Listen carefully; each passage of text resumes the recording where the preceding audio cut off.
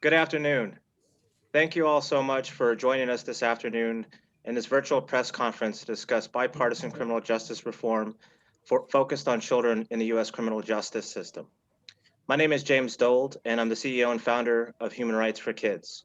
We're a nonpartisan organization working to reform the way the criminal justice system treats children in line with the UN Convention on the Rights of the Child and universally accepted human rights principles. I want to just note at the outset for the press that have joined us, we're going to go ahead and go through our entire run of show. And then at the very end, we'll take questions as they come up. In order to get in the queue, just simply raise your hand, and my colleague Karma from the Campaign for the Fair Sentencing of Youth will help facilitate the Q&A. As we get started, I just want to thank our incredible partners. There's so many folks that work to make this day a reality. I want to specifically highlight the great work from the folks at the Campaign for the Fair Sentencing of Youth, Human Rights Watch, Rights for Girls, the Coalition for Juvenile Justice, the National Juvenile Justice, Juvenile Justice Network, and the National Juvenile Justice and Delinquency Prevention Coalition. This wouldn't have happened without all of their incredible support, and so thank you all so very much. I also want to thank our members of Congress who are with us today, Congresswoman Karen Bass, Congressman Tony Cárdenas, and Congressman Bruce Westerman, who've been working in a bipartisan fashion to make sure that the way we treat children in the justice system is fundamentally changed after this Congress. Before we get started and I transition into the introduction and we get into the show, I wanted to make sure that we provided a little bit of context for what we're doing here today, which is essentially unveiling one of the most sweeping and significant criminal justice reform packages focused on children in the history of the United States. This day was needed in part because of decade-long policies that have been in place that have disregarded child status. Back in the 1980s and early 1990s, the states began passing laws that made it easier to transfer children into the adult criminal justice system. These policies exposed children to harsh sentences, including mandatory minimums and extreme punishments like the death penalty and life without parole. Today, we're still living with the tragic consequences of those wrong-headed policies. Last year alone, or in 2019 rather, there were over 700,000 children who were arrested in the United States. More than 200,000 of those children were 14 years of age or younger. Sadly, we did not account, and the criminal justice system does not take into consideration their child status or the fact that most of these children have been exposed to significant amounts of trauma. An OJJDP study back in 2012 found that the vast majority of youth who come into the criminal justice system have experienced at least 5 traumatic events. These studies have been replicated over the course of time, where we see studies showing that at least 90% of youth in our juvenile justice facilities have experienced at least 2 adverse childhood experiences, with many experiencing 4 or 5 or more. This includes issues like having experienced childhood abuse, sexual and physical, as well as having to live with a parent who suffers from mental illness or substance abuse issues.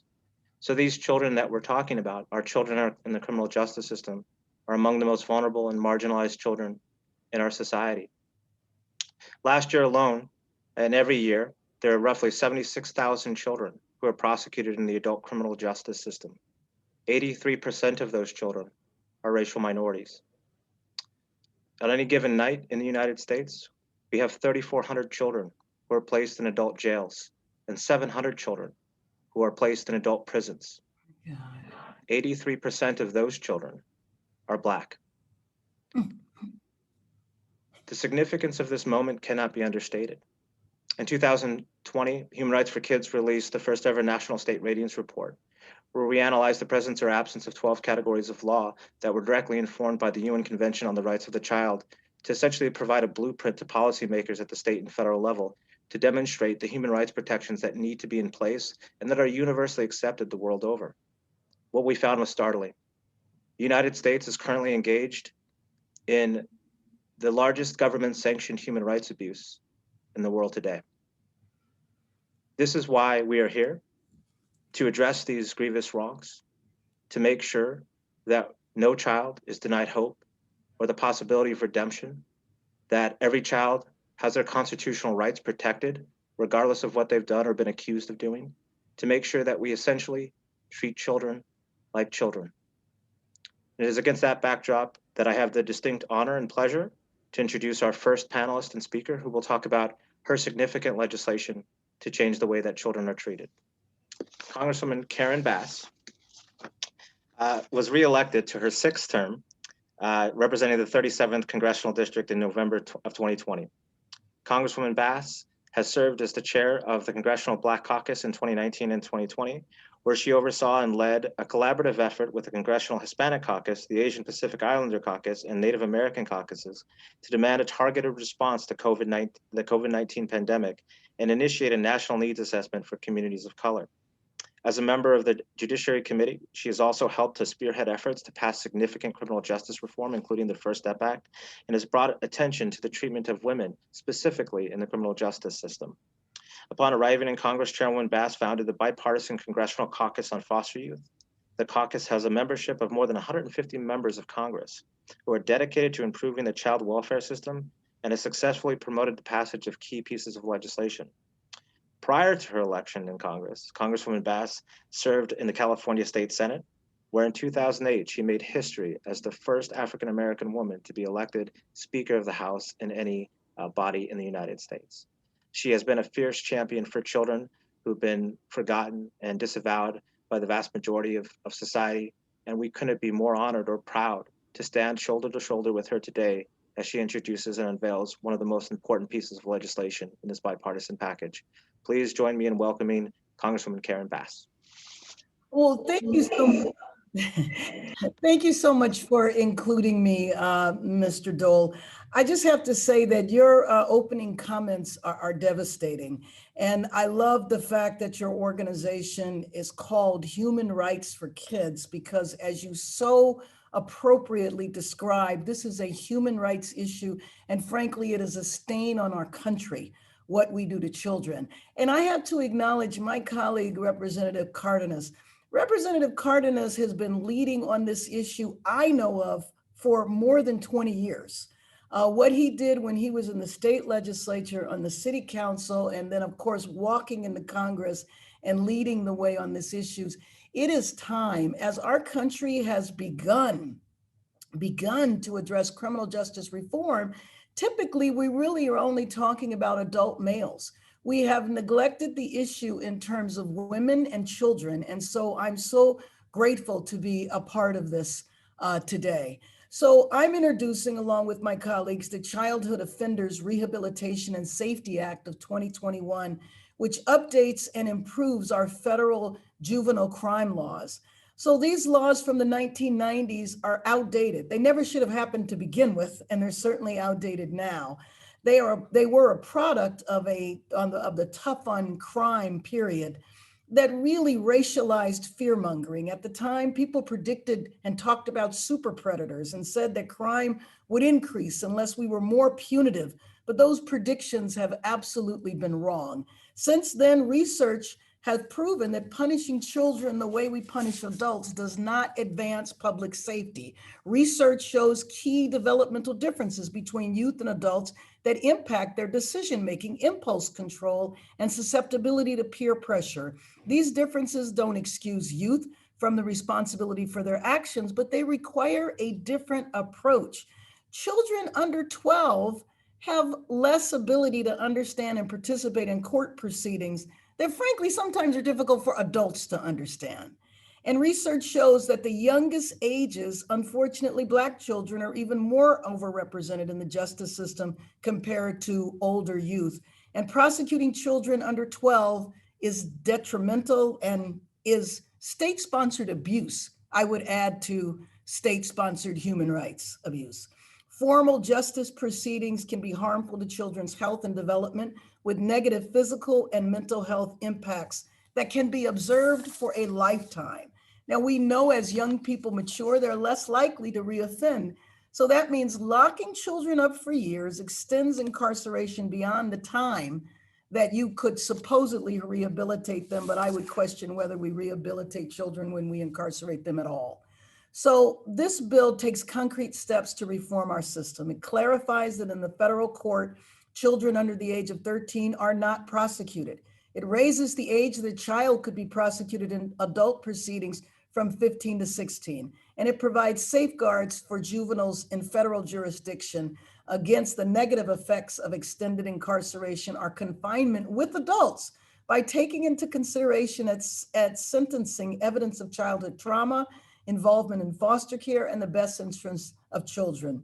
And it prohibits placement of juveniles in federal adult correctional facilities. I might add, when we take the step and say we don't want juveniles in adult facilities, sometimes we wind up putting them in solitary confinement, supposedly to protect them, which in my mind is another form of torture. After decades of increasingly punitive and failed juvenile justice policies, it's time to take a step in the direction that recognizes that children are different than adults and have enormous potential for rehabilitation, change, and growth. And we can do so much better than what we do now. So I want to thank my colleagues, and I also want to thank all of the other organizations that are involved in this effort. Thank you so much for your leadership. Thank you so much, Congresswoman Bass. And if I could, I'd stand up and give you a round of applause. That was really remarkable. And we just so appreciate your leadership on these issues. And we look forward to making sure that your bills become law. Thank you. Next up, I'm going to introduce Congressman Bruce Westerman, who unfortunately is not able to be with us today. He's provided a brief video that we're going to share. Congressman Westerman is serving in his 4th term as a representative of Arkansas's 4th Congressional District. He has in the past introduced legislation to ban life without parole sentences for children, make sure that child sex crime victims are protected so that they do not face lengthy prison sentences for committing acts of violence or crimes against their abusers, and to make sure that judges have greater flexibility when sentencing children and are allowed to deviate from harsh mandatory minimum sentences. His bill is in line with legal protections that have been embraced in both California and Arkansas, which shows the great geographic and political diversity by which these reforms have been embraced by Republicans and Democrats alike. And so without further ado, I'm going to go ahead and share my screen and then cue up this video by Congressman Bruce Westerman. So folks should now be able to see my screen. And here we go. Greetings. I'm Congressman Bruce Westerman from Arkansas's 4th District, and I'm honored to be here today as a co-sponsor of bipartisan legislation to address the juvenile justice system. I became interested in this issue when I heard the story of Sarah Cruzan. At 11 years old, Sarah was groomed to be sex trafficked. By the age of 17, she had been abused and trafficked. She killed her abuser and was convicted of first-degree murder and sentenced to life in prison without parole.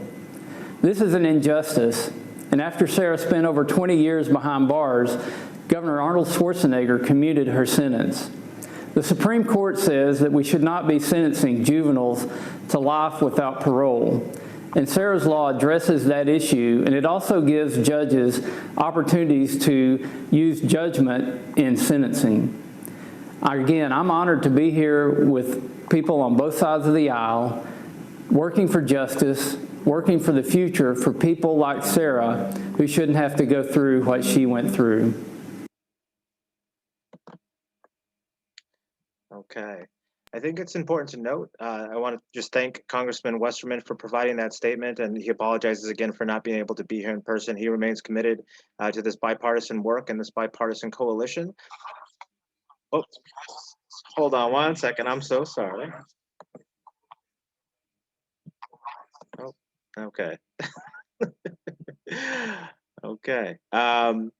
So I just want to thank Congressman Westerman again for being a part of this coalition. I also just want to note that one of the important things to take away from his legislation is that the same kids that were failing in the child welfare system are the same kids that end up in our juvenile justice system and the same kids in our criminal justice system. There's been this tendency to compartmentalize these children, to think of them in one silo or the other. But the reality is that kids who experience severe trauma and abuse end up in our justice systems. And we've just failed them. And that failure has been compounded by the trauma that they've experienced, first from being abused and neglected, and then from the harm that they experience in the criminal justice system. And so that provision is so important to give judges greater flexibility to craft age-appropriate and trauma-informed responses, and to end the practice of sentencing children to die in prison, where the United States is the only country in the world that does that. So next up, I am incredibly honored to introduce our last member of Congress who's going to be speaking today, Congressman Tony Cárdenas. Congressman Cárdenas, as Congresswoman Bass had mentioned earlier, has been a stalwart champion on these issues for longer than anyone that I've been working with since I've been doing federal work. He was first elected to the House of Representatives in 2013 and has represented California's 29th district ever since. When it comes to America's youth, Rep. Cárdenas has been a steadfast champion. His work has led to the passage of bipartisan At-Risk Youth Medicaid Protection Act, which he co-wrote with Virginia Republican Morgan Griffith. This law ensures that at-risk young people have much needed health and mental health coverage when they re-enter the community from juvenile detention centers. The resolution acted as an extension of his work within the Bipartisan Crime Prevention and Youth Development Caucus, which he co-founded along with Congressman David Reichert of Washington during the 113th Congress. On Monday, Congressman Cárdenas reintroduced H.R. 2834, the Miranda Rights for Kids Act. Please join me in giving him a very warm welcome as one of the strongest champions that we have for children in Congress. Congressman Cárdenas, thank you. Justice, it's just... Thank you very much. Appreciate this opportunity for us to come together, and thank you to Human Rights for Kids and all the organizations to help bring us together today on this important announcement of legislation that my good friend Karen Bass, my colleague, will be introducing. And also, I'd like to applaud my colleague, Congresswoman Karen Bass, for being the leader of helping the most vulnerable among us and the most vulnerable of the most vulnerable, which is our children who are in foster care and who need all of our support and at all opportunities. And she's personally introduced many of us members of Congress every year to some of those young people to help us nurture them and show them and look them in the eye and say, you are valued, you matter, we care about you. And this is your community, this is your United States Capitol. Thank you so much, Karen, for continuing to do that beautiful, amazing, life-changing work. I grew up in Pacoima on my side of town. Let me tell you, when you did something on my side of town, you were criminalized. When you did something on the other side of town, they got you some help. And that's been going on for far, far too long, where hardworking communities, hardworking families, hardworking parents are being subjected to being told that your child is a criminal and we need to put that child behind bars. That's been going on for far too long in this country. And unfortunately, it's a tale of two cities. And I think that it's important that we continue to introduce laws and we continue to help people understand and recognize that our country, the United States of America, is the most punitive country on the planet when it comes to children. And that's why over 22 years ago, when I got elected to the state legislature, I found myself getting involved in juvenile justice because I looked around me and I said, I represent the community I grew up in. I was the only one of a handful of kids who grew up in my little neighborhood who went off to college. And I realized that that needs to change. And one of the reasons why that was happening for generations and generations is because we didn't have elected officials who actually drilled down and got to the work of helping our children, to getting on the front end of this issue. And it's really important that we understand that juvenile justice, intervention and prevention is the way that we need to nurture our children, not by continuing to fund and to help the suppression system in America continue to criminalize our children for doing things that children do all over the world in every community. When you're 10 and you're 12 and you're 14, you're 15, up until the age of 25, your brain isn't even fully developed. So why are we going to treat somebody as though they are criminals for life and then throw them away and put them behind bars for the rest of their life for something that they did when they were 15 years old? And again, I point out that in every community across America, in certain sides of town, when that child at 15 does the same thing that that poor child did on the other side of town, they say, little Billy needs help. And you better believe it, little Billy needs help. But you know, little Tavon and little Jose, they need help too. And Maria does, and Vanessa does, and every child, they deserve nurturing, not punishment. So when I was in the legislature, one of the first things that I did is I worked and passed the Schiff Cárdenas Juvenile Justice Crime Prevention Act, which put over $120 million a year into intervention prevention programs around the state of California.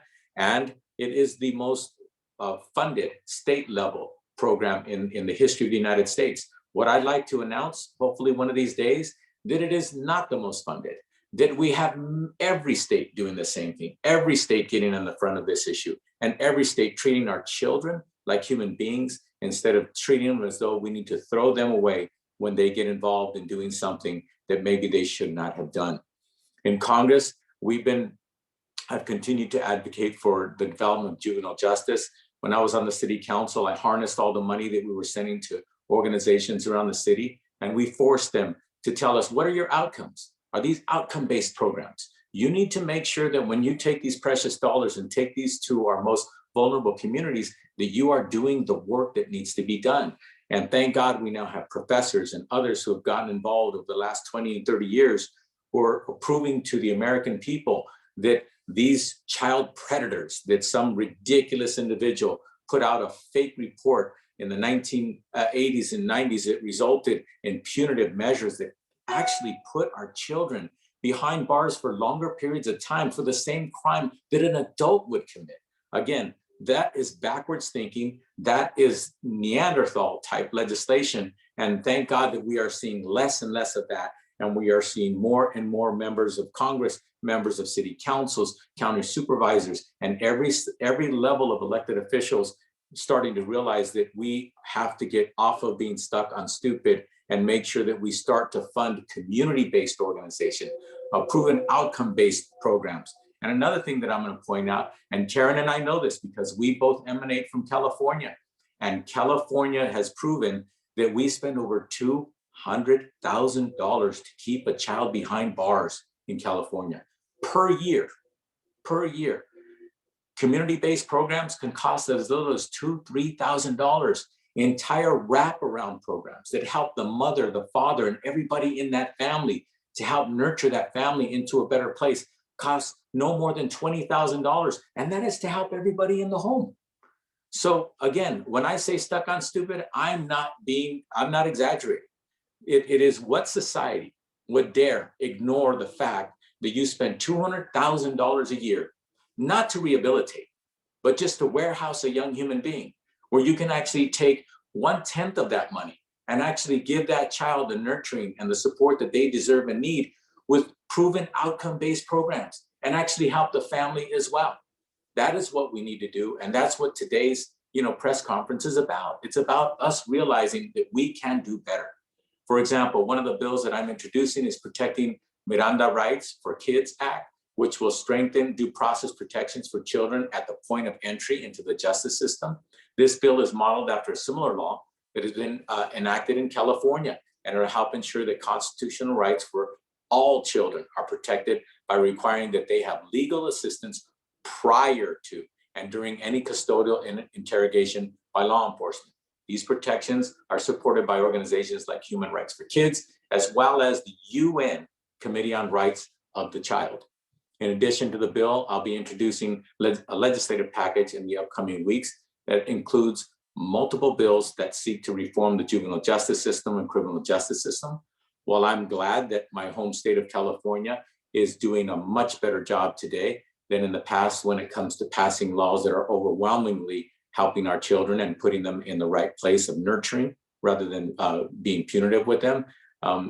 Don't take my word for it. Just listen to stories of young people like Javier, Michael, and Laura who experienced the trauma of a broken system as children. Their experience are exactly why we must continue our work to enhance critical youth programs and services to help prevent young people from entering and re-entering a life of crime. And that includes ensuring equitable access to resources for youth of color who have been disproportionately subjected to the brunt of the punitive system.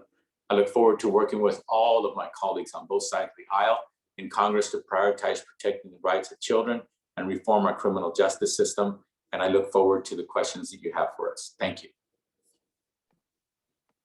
Congressman, thank you so much. And again, if I could, I'd stand and give you a standing ovation. That was really inspiring, and thank you for just your steadfast commitment to this. And you've been hitting the pavement and pounding the gavel for as long as I can remember, and I can't tell you how much it means to advocates who sort of just toil in the trenches, trying to win one heart and one mind at a time. To hear you speak is inspiring for us. So thank you so much. Thank you. So now I have the distinguished honor to introduce really the face behind this. Each one of these bills by Congresswoman Bass, Congressman Cárdenas, and Congressman Westerman are directly informed by internationally accepted human rights norms. They're all found in the documents of the UN Convention on the Rights of the Child or the International Covenant on Civil and Political Rights that have been embraced the world over.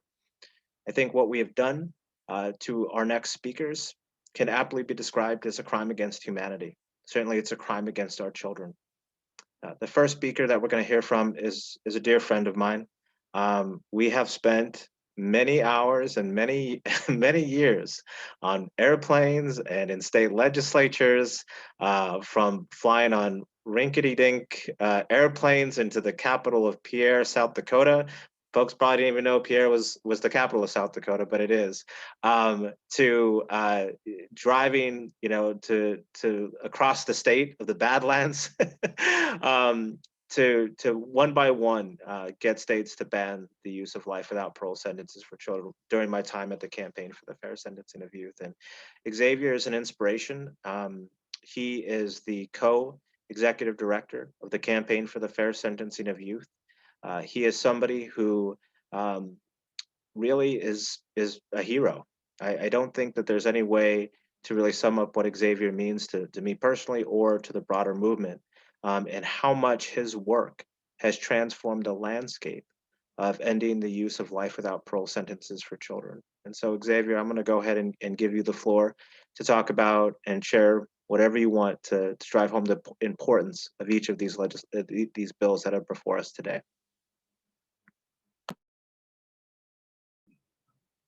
I can't talk behind that intro, James.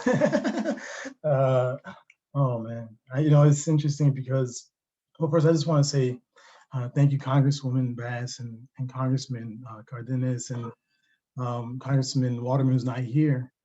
James, it's interesting because when you open up for this live Facebook event, like you listed off a number of things about the current state of our country and the current standard of decency of how we treat kids. And I had to fight back tears and had to go off camera. And the reason why is because, the sad reality is that, the 1980s and 90s was a time that I was growing up, and yes, I experienced a lot of the worst of what society had to offer a child. But to think it's still happening today, to think it's still happening today is what really, really hurts me. We know so much now more. We know so much more now than we ever have, as a country. The emergence of adolescent brain development research, the understanding that kids are very young, at a young age, and are very impetuous, risk-taking, and impulsive. That kids respond to trauma in adverse ways that it manifests in their lives through poor decisions and mistakes and bad behavior. I read a quote a long ago. I don't remember who wrote it, but it said that a child does not know how to ask for what they don't know they need. A child does not know how to ask for what they don't know they need. And I swear that just really defines my childhood. And when I look at, these wonderful provisions in this package of legislation to advance the human rights for children, it's also really a checklist of all the things that went wrong in my life. Mine is getting life without parole. I was fortunate not to get that consequence because I had an advocate, Herschella Conyers, a public defender in the courtroom, who reminded them who I really was, that I was a child.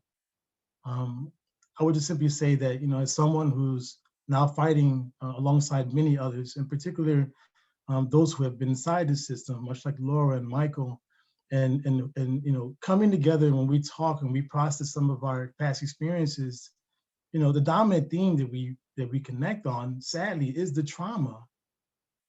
You know, about 2 years ago, we went to Woodbury, a camp for really a retreat location that many people perhaps go to just to spend time with families, marriages, you know, special events. We went there, about 17 of us, along with CFSY staff, ICANN members, all of us who were in the system young. And what I'll never forget is when we opened up our conversation and we talked about the things we went through, the dominant themes of being physically abused, you know, men crying about their childhood and having to endure sexual abuse, young girls talking about the women who were young girls once upon a time and given life without parole, sharing about the most shameful things that they experienced, and then coming to realize that they were victims too. You know, the victimization that we experience in some of our communities with the violence is one thing. When you look at the generational trauma, the compounded, the toxic combination of trauma with poverty and the underdeveloped brain, like it's so easy for a child to go down a dark road. You know, I think about, you know, this legislation is trying to fill those cracks. But I can tell you this, for a child who's living in an environment like that, those cracks feel like a bottomless pit. Those cracks feel like something they have no control over. My first arrest happened when I was 9 years old. I walked into a grocery store, I was hungry, and I couldn't resist that candy bar. At 9 years old, I was handcuffed, taken to the police station. My mother came and signed me out. That was my very first arrest. I'm literally looking at my juvenile arrest record right here, right now. If you look very closely, shoplifting. Soon after that, my next arrest was for disorderly. I don't remember what that was for, but about a month and a half, actually a few months later, I got arrested for theft from a parking meter, stealing quarters out of a parking meter. I was hungry. I was living in poverty. I see those as opportunities where they could have said, wait a minute, why is this 9-year-old kid stealing from the store? Why is this 9-year-old kid taking quarters out of parking meters? Why is he walking as far as he can outside his neighborhood to commercial spaces, to amongst strangers in the late night, picking quarters because I was hungry? And not to mention the times when I got arrested for criminal trespassing the property, breaking and entering, CDTP to private property. All those instances were times when I was trying to escape my stepfather who was abusing us and choosing to sleep in a dark, abandoned, and scary building. Much rather having experienced that in the night in a violent community than to have to hide underneath the covers or in my closet to escape the wrath of an abusive alcoholic stepfather. These are the things that people don't talk about in the courtroom. Sadly, at age 12, I was placed in a group home. They took me away from my mother. Instead of going into my home and seeing what was wrong, recognizing that there was something very deeply wrong here. Growing up, I used to hear my mother talk to herself. She used to have hallucinations. My brother, the same. One time I walked into the bathroom, he called himself drowning spirits in the bathtub, fully clothed, pointing to the bubbles, crying, stating that it was drowning the spirits.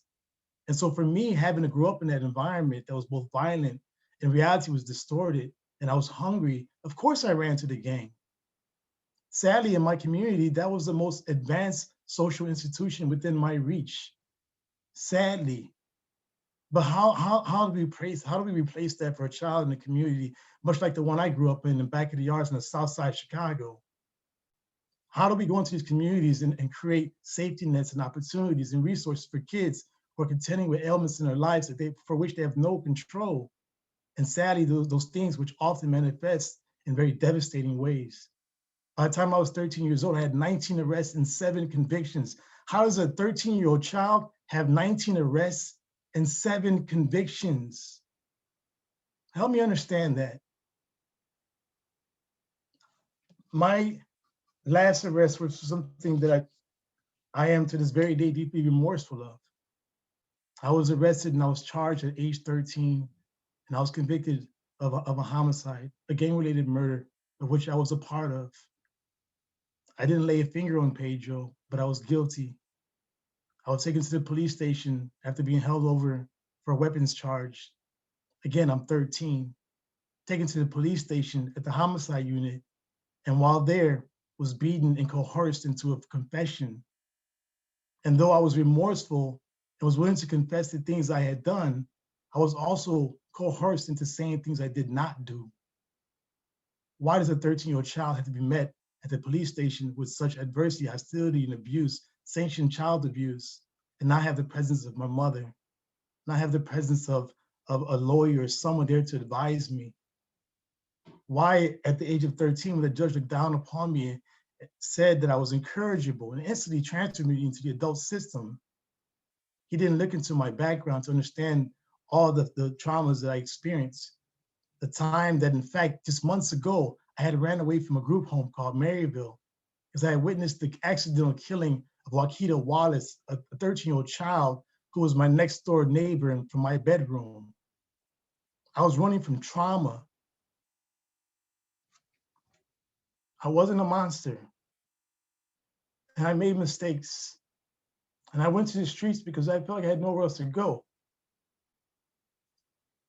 I hope these laws allow our kids to have somewhere to go. I hope these laws don't allow our children to be deemed as monsters and thrown away. You know, I know I'm not articulate here. It doesn't sound pretty, and I probably look ugly as hell right now, but I don't care.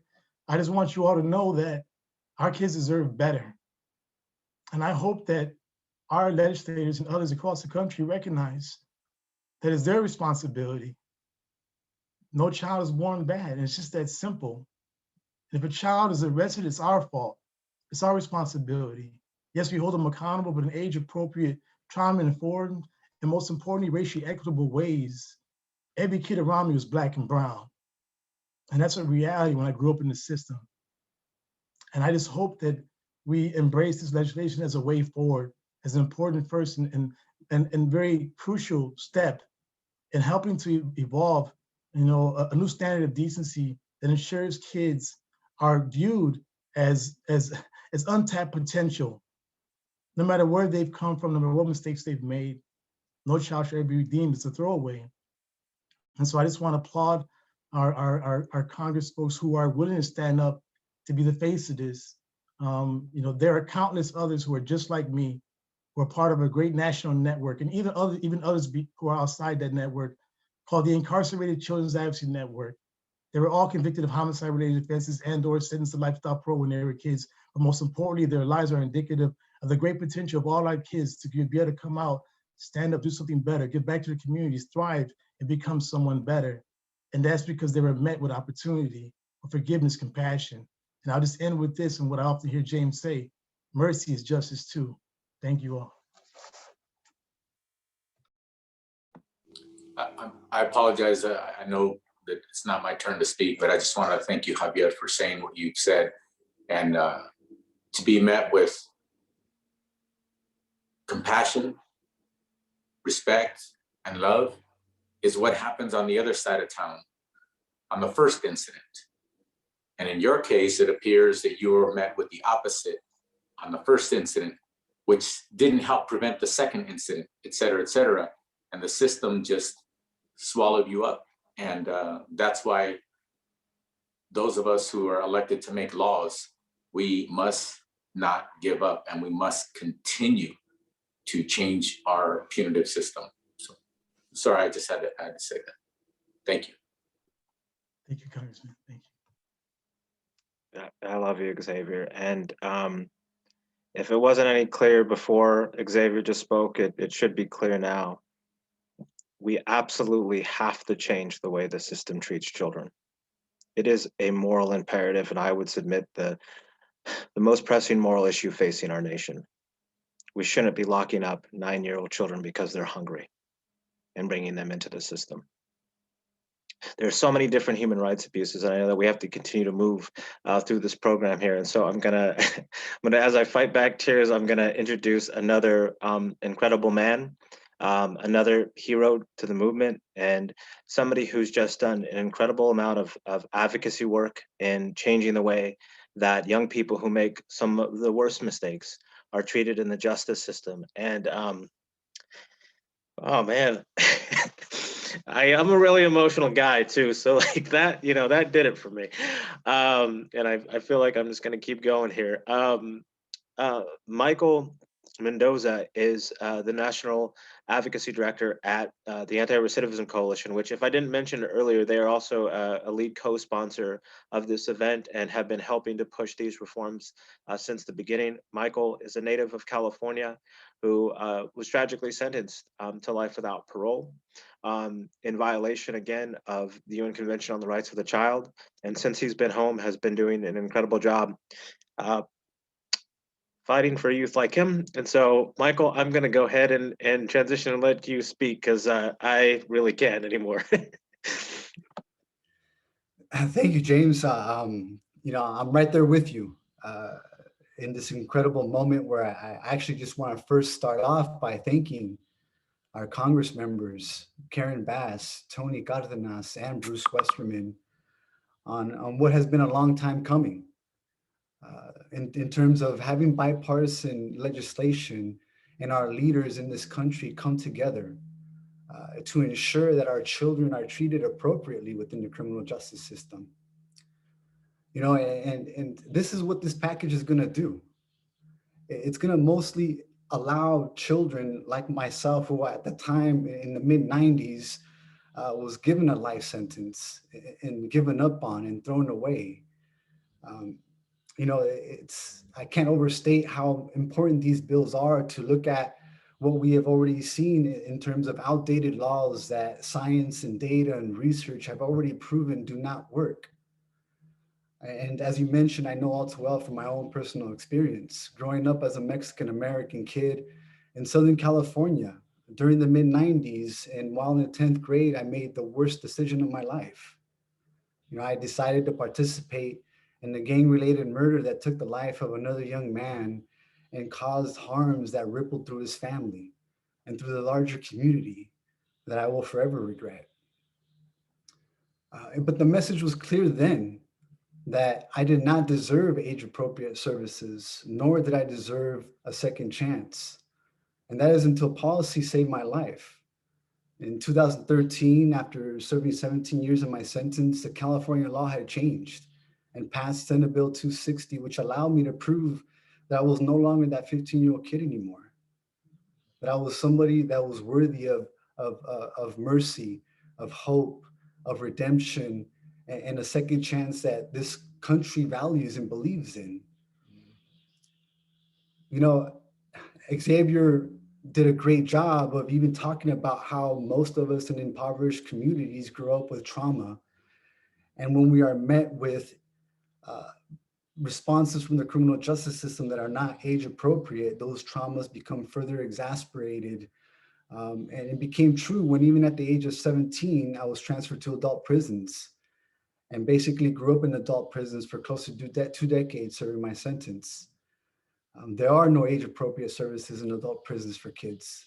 You are met with violence. You have to prioritize your safety rather than rehabilitation. And I think if it wasn't for the bill that had saved my life and allowed me to prove that I was no longer that kid anymore, I would still be in there to this day. It's hard to continue to imagine that it's taken this long, but I can't just continue to be grateful to the leadership that we have and to the opportunity that I know these bills will provide to other children across the country and people who are still stuck in prisons behind these outdated laws. Like I did in 2014, once I was given a chance to prove that I was no longer that kid, I was vigorously and rigorously interviewed by a parole board agency with a panel of experts who knew what to look for and how to do their jobs and to provide public safety to our communities. And when they were given the opportunity to see how I have grown and matured, how I have prioritized education, vocation, and prepared in every way I could to come home back to my family, they saw that, yes, I was a child who was not irredeemable, but had the opportunity to continue to give back. And I was successfully paroled in 2014. And since then, I have just become very passionate about advocating and telling my story and ensuring that legislators who are making these laws and making these policy changes have a face to the name that they're seeing, and understanding that we are human beings that made a terrible choice, but also deserve a second chance. And that's what we're all here for during this month of second chance opportunities. And I just can't thank you all enough for this opportunity. I know all of us at the Anti-Recidivism Coalition are definitely excited about this push and about making it a bipartisan effort that this country needs more so now than ever when continuing to reform the criminal justice system. So I just want to continue to thank all of you, and we'll be excited about continuing to push this forward and making sure that we continue to protect our children, not only in different states, but across the country. Thank you, James. Thank you so much, Michael. And now it's my pleasure to introduce our last speaker of the day, Ms. Laura Berry. Laura and I met many years ago, again, back when I was at the campaign for the fair sentencing of youth. Arkansas was one of the states that had been a leader on ending life without parole sentences for children. It did so back in 2017. And that's the policy shift that Michael referred to earlier is what has given so many people the hope of a second chance and the opportunity to come home. And Laura certainly took that opportunity and ran with it. And since she's been home, she has been a resource and a support system for so many other former juvenile lifers who've also got that second chance in her home state of Arkansas. She has fought for women who, unfortunately and tragically, have been the victims of shackling when they were pregnant women and girls who've been placed in solitary confinement. She has just been just a stalwart advocate for the people and the women that she left behind. And it's my pleasure to introduce Ms. Laura Berry. Laura. Thank you, James, and thank you, Congresswoman Bass and Congressman Cárdenas and Congressman Westerman, who I met in 2018, shortly after I came home. And I just want to say that for so many reasons, placing a child into an adult facility for something they did as a child is just atrocious. I entered the system at the age of 17 from being convicted of murder and sentenced to life without parole for something that my ex-boyfriend had done. I was involved in an abusive relationship, placed in a adult prison, directly into solitary. I was pregnant when I was arrested. My child was taken not only from me, but from my family. And I know the acts that I was involved in destroyed my victim's family, my parents, and so many people. And then to enter the prison and be placed into an adult facility and then into solitary confinement was the most scariest thing I can ever think of. And during my time of incarceration, I was assaulted by a correctional officer and I became pregnant. And at that point, because of that torturous act that should have destroyed me completely, it actually turned my life around because I was pregnant with a child from that act. And because I don't believe in abortion, I was left with trying to become a better person for that child and wanting better for him. And in order to provide better for him, I had to be a better person. And it changed my life around in prison in the state of Arkansas. As a juvenile serving a life without parole sentence, I was denied education. So to be denied that education, I had to find ways to educate myself to become that better person. And I began mentoring other young people as they came in the prison to help them avoid being victims while they were incarcerated.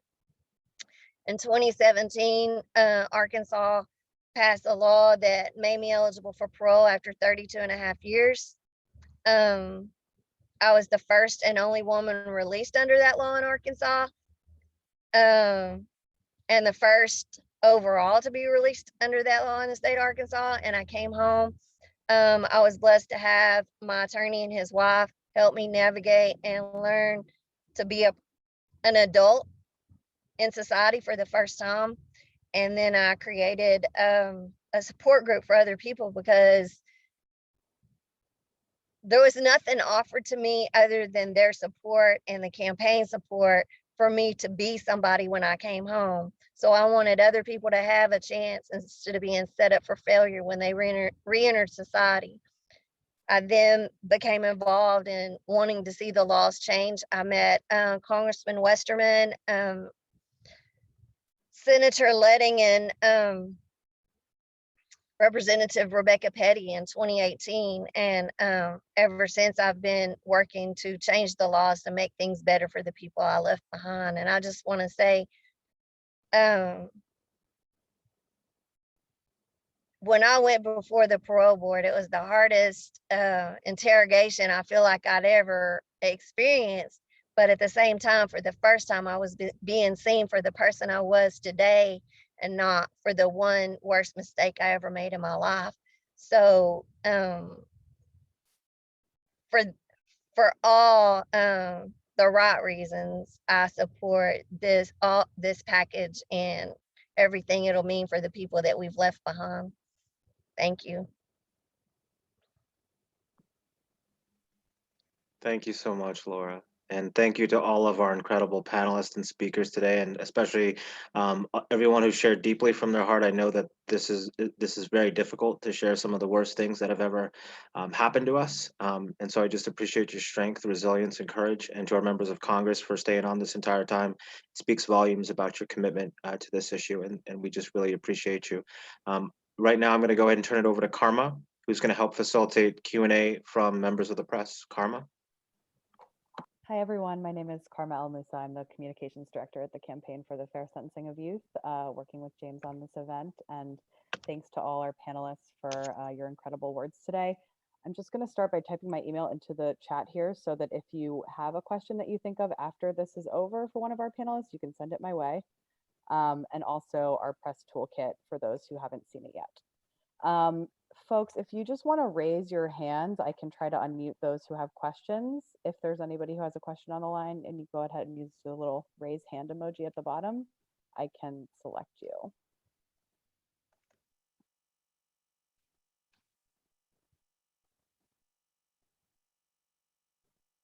Don't see anyone so far. James, am I doing this right?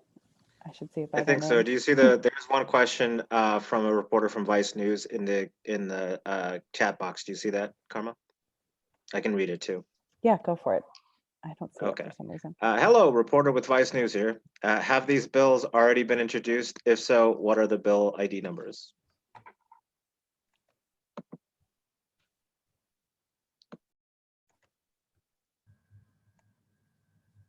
For my Miranda bill, I don't have a bill number ready for you right now. I'll try to see if my staff can give me whatever information I could forward to you. Thank you. We'll have a bill number tomorrow. It's being introduced tomorrow. Friday, I'm sorry. Can I just take a moment? I'm gonna have to go, but I just really want to thank you guys for your testimonies. And it's just so hard to hear because it's just such a profound injustice. And I just feel like our country doesn't have any idea what happens to our kids. I mean, we have the juvenile injustice system, as far as I'm concerned, is just set up for Black and brown kids and poor kids. That's it. I mean, you know, Representative Cárdenas said it over and over again. I mean, if you're from another side of town, you're a troubled youth and you need help. And the idea of putting handcuffs on a 9-year-old is just out of my comprehension. State-sponsored child abuse, it is a human rights concern. And I just thank you so much for being willing to open up, and just really want to congratulate you for your success. And I just look forward to continue working with you until we can change this. But I'm just so sorry that you had to go through that. Thank you, Congresswoman. Thank you. Thank you, Congresswoman. Do you have any questions, Karma? And also, while we're waiting for Karma to interject, Javier, I know your name is Xavier, but I say Javier because it's a sign of respect for Latinos to I love it. give I love you it. that My Latino name. stepfather called me Javier all my life. Okay. And it's interesting because even my uncles and a lot of my family members say Javier. So it was a great to hear that. I did figure out where the question was located. So if anyone else has one to type in, feel free to go ahead and do that or raise your hand and I can unmute you.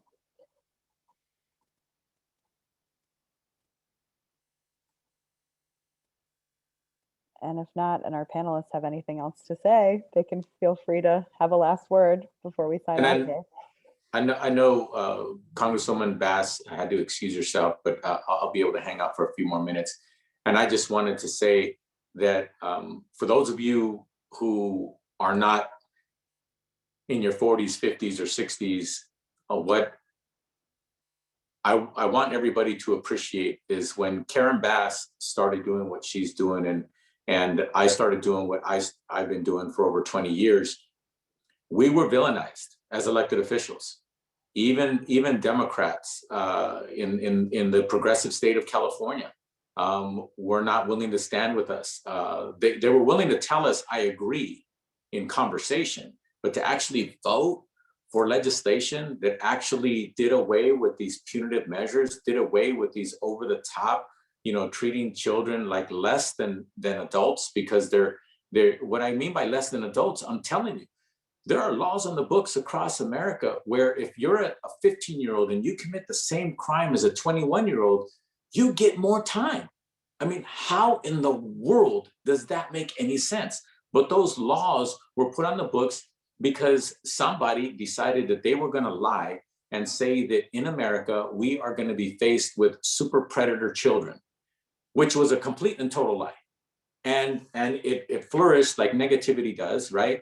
It just flourished all over the country. And then a bunch of elected officials ran for office saying, I'm going to be tough on crime. People were already elected, so I'm going to be tough on crime.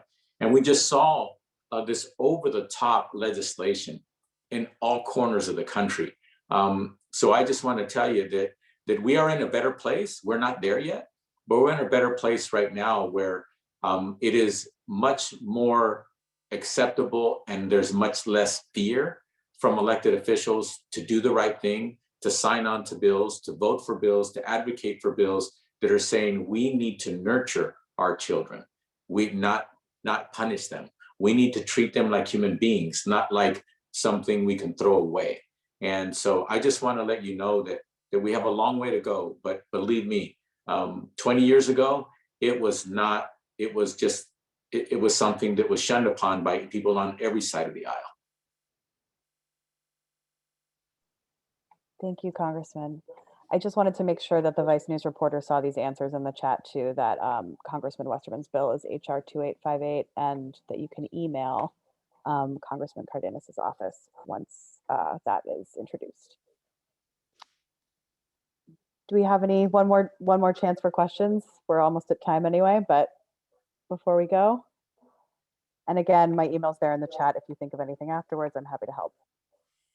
I just want to say very quickly, thank you, Congressman Cárdenas. I was reminding you earlier about a time we had in 2018, 2017, when our ICANN members were there at our convening and others, and we had a chance to hear from you. And your commitment to this cause is really a blessing to all of us and to children of today. You're right. It wasn't always the trendy thing to do. It wasn't always the popular thing to do, and that is to advocate for kids who've made horrible mistakes. And so I just want to say thank you for championing this. We're behind you and others who pick up this important cause. Thank you. Look, thank you, Javier. And one thing that I want to emphasize, in America, only children, especially children on the poor side of town, white, black, brown, etc., will be charged with 10, 15, 20 years or more, and they did not personally commit the act. White collar crimes in America, you will not find an executive with a corporation that cheated millions or billions of dollars from somebody who is shoulder to shoulder with the person who actually did the crime. You will not see them be charged and or try to convict them and give them the same amount of time as the person who actually committed the act. I hope that you understand I hope I'm being clear enough on that. It's only when it comes to crimes that are assumed to be done by poor people and poor children that they have laws on the books where it says, for example, if somebody was driving in the car and they pulled into a parking lot and one person had a gun and one person went into that liquor store and came out and robbed that liquor store, that everybody in that vehicle is charged with the same crime. And in some cases, the child in that car, say it's a 21-year-old who actually did the act and a 15-year-old is in the car, the system allows that 15-year-old to be charged with more time than the person who actually committed the crime. Even if that 15-year-old testifies over and over, I did not know that the guy who drove into the parking lot had a gun. I did not know the act that he was going to do. It was not premeditated by the people in the car. That person, that 15-year-old can still, and there's proof that there are case after case after case where the laws allow that 15-year-old to be charged with a crime that is with time that is more egregious than the person who committed the act.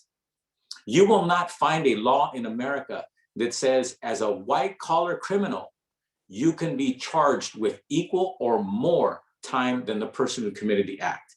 So what I'm saying is these laws, in my opinion, are actually created to be more punitive to poor people in America, to people who live on the other side of town in America. Thank you, Congressman. James, we do have one more question here. Do we have time? Sure, we can go Okay. with one more. Okay, thanks. From Natalie. Laura, I guess this is directed at you, but anyone can take it. With everything that these children have been through, some have to face powerful abusers while being incarcerated, as Laura was abused by the correctional officer. How can such issues be addressed? I'll speak to that. As we've witnessed more and more and more lately on television, that people who have title or have a badge somehow, some way are almost immune from being held accountable for their actions. And for somebody like Laura to been abused and to experience such a horrible attack by another human being, Laura didn't mention what happened to the person who raped her, but far too often in America, again, there are protections so that people are not held accountable if you have a certain title, or especially if you have a badge in America. And those laws need to change as well. And one of the good things is we finally have a US Attorney General right now who's proven literally day after day after day since he became the US Attorney General that he is going to treat those individuals with the same amount of responsibility that they should be held to as anybody else, whether you have a badge or not. And again, that's just another area where we need to see progress and where we need to see equity in accountability. Thank you. And by the way, we do have laws that the House of Representatives has submitted and advanced across the floor of the House. It's just the United States Senate right now that hasn't taken up those laws to require more equity and to actually bring our policing, our police forces in America at the appropriate level of accountability. And President Biden does support those laws.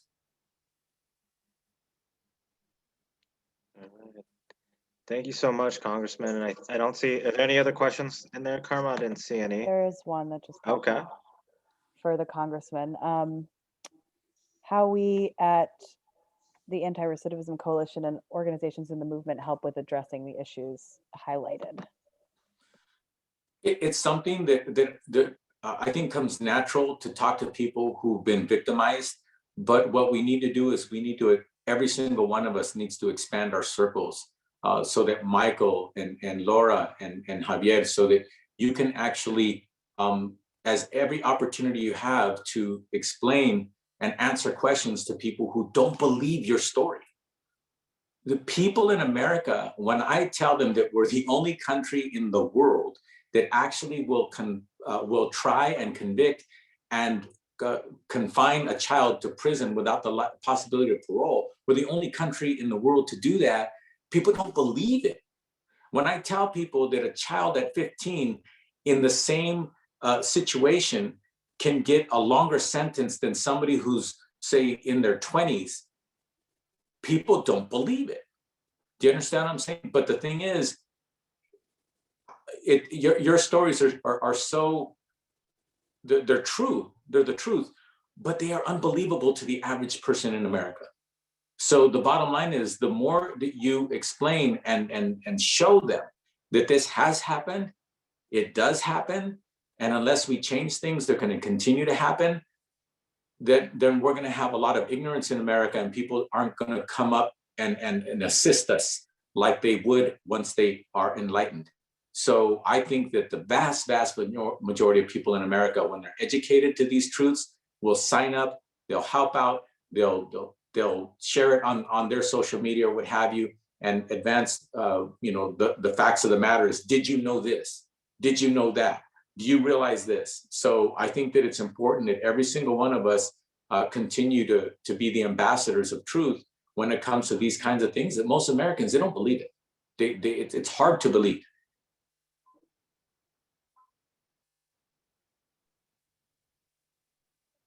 Thank you. I think that's it, James, for what I'm seeing. Okay. Well, I just want to thank everyone again. Congressman Cárdenas, thank you for staying with us this entire time. Again, just really inspiring. And thank you to everyone who joined, even if you are not a reporter. We appreciate all of the support. And just again, thank you to all of the organizations that have worked to put this together and have worked to advance this comprehensive bipartisan package of criminal justice reform. It's so important that we address the system from top to bottom. Starting with establishing a minimum age of when juveniles can even be arrested and tried in the juvenile justice system, to establishing new protections for kids before they're eligible to be transferred into the adult system, and reforming the way, if a child is charged as an adult, reforming the sentences that are available and giving judges greater flexibility to end mandatory minimums, get rid of life without parole once and for all, and end these human rights abuses that we are seeing that have proliferated against our children in the justice system. Thank you again to everybody. Karma will be in touch with reporters with follow-up materials, and we look forward to seeing each one of these bills become law. Thank you. Thank you, everyone. Appreciate it. Thank you.